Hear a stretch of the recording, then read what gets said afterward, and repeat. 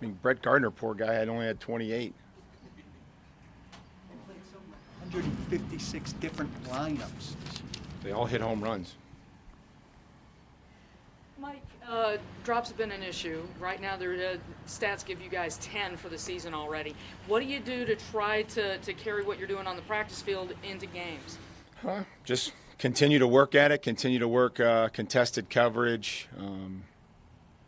being in the right spot, getting your eyes, on the quarterback, using great technique, attacking the football with our hands, and finish the play. Talk about the TE stunts that have been a struggle for you guys. You said time is really the best thing. Is there any way to kind of fast track that so you can get them on course? Stop the penetrator, flatten them out, deliver them to the next guy, and then take the looper. That's how we coach. If you're wondering how we coach the TE and the ET game, it's the same everywhere. So is it just Flatten out the penetrator, punch, flatten them out, deliver them to the other guy, and then be inside out on the guy that's looping back around.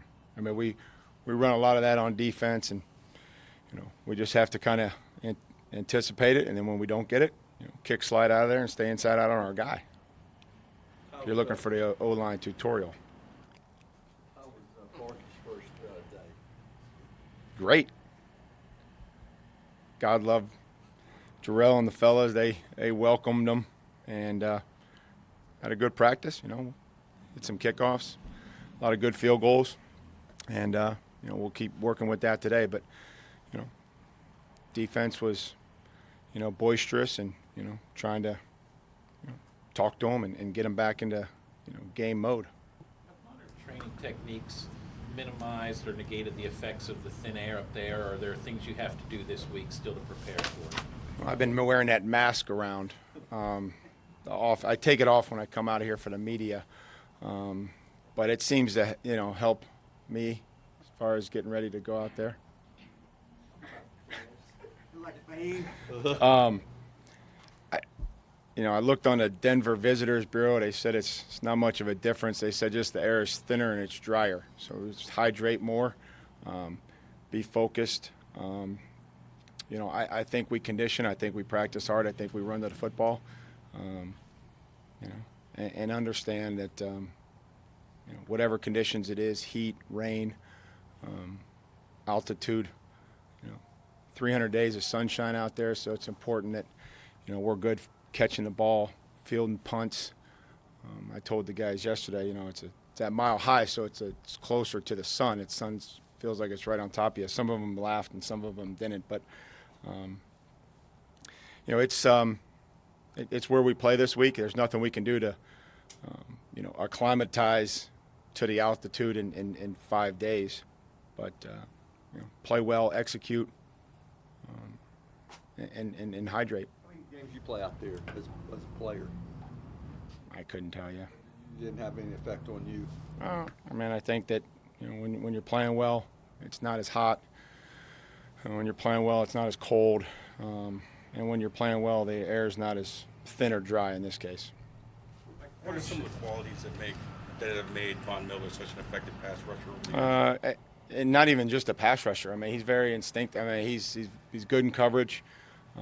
He's very good in the run game. So I think that's, just to label him. He's an elite pass rusher, but just to label him as just a pass rusher, that's, it's not like he just runs up the field every play.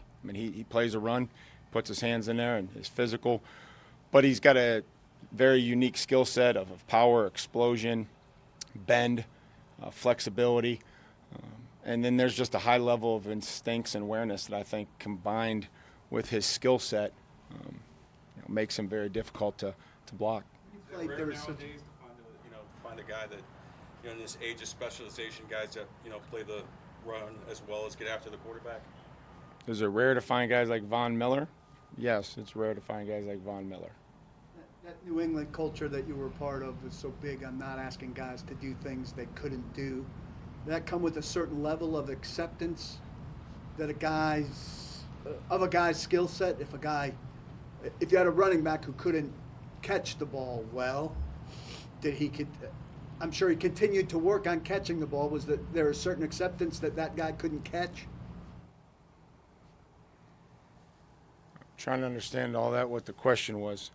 Is our philosophy here to try to put the players in the best positions for us to win games? You have a running back Yes. that can't catch. Is there a certain point at which you say he can't catch, and we're not? Well, I gonna mean, we're always force it? trying to improve. I mean, no, you never want to force anything, at any position.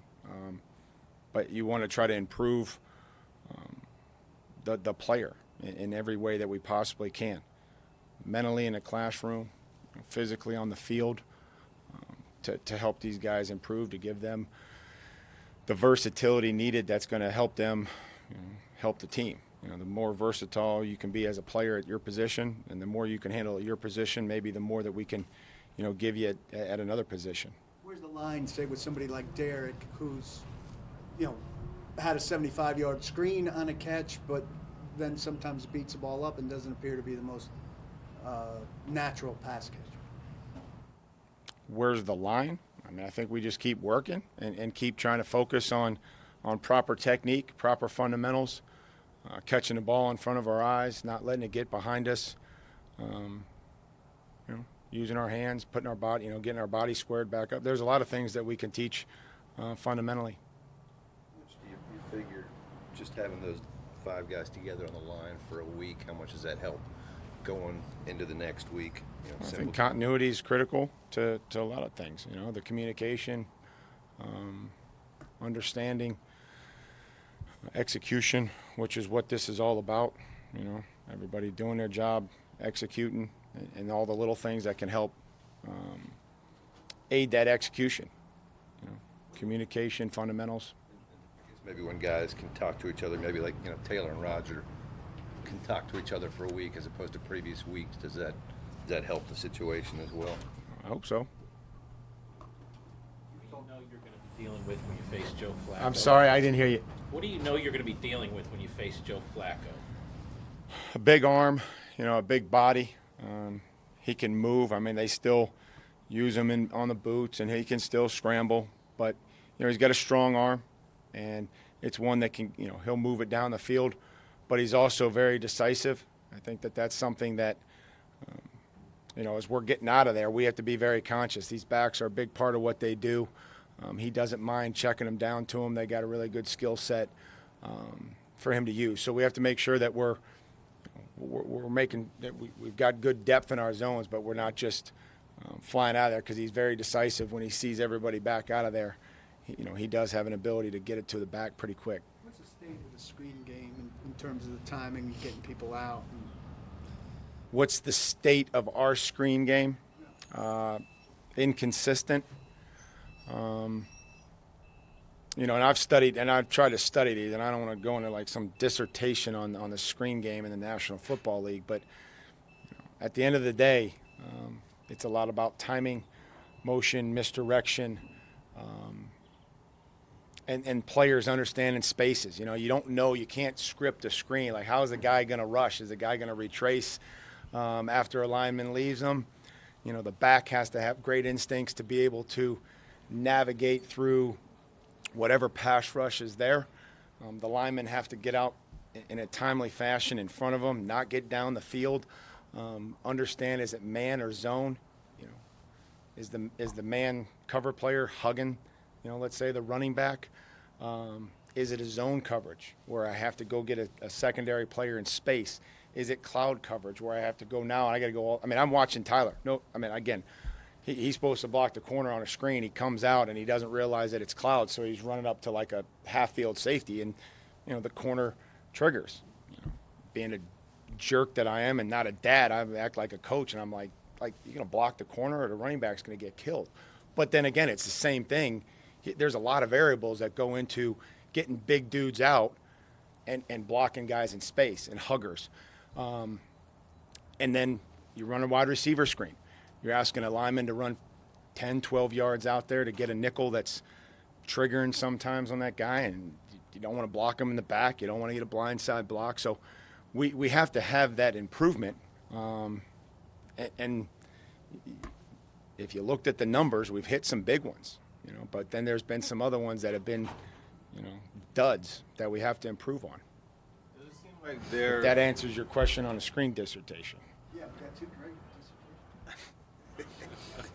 Does it seem like the Broncos are doing things to kind of feature Cortland Sutton as far as moving him across the formation? Well, he just got great size. You know, he's got really good catch radius, good run after the catch.